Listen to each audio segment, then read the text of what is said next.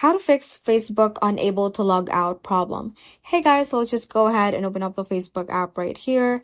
And first, I'm going to show you where this logout button can be found. So just click on this menu icon at the bottom right hand corner once you have opened the Facebook app. Let's scroll down from here at the very bottom, and you should be able to immediately see the log out option. So just tap on that if you want to log out, and Facebook will prompt you to sign in or switch to a different account. Now, if that does not work for you, the first thing that you can check on is that to make sure that you have a stable internet connection. So you can scroll down from your control center at the top right part of your iPhone for convenience.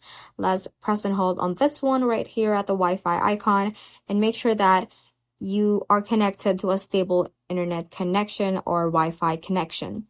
Now, if you are not sure, you can also opt to switch to cellular data and see if that is available and more stable than your Wi-Fi connection.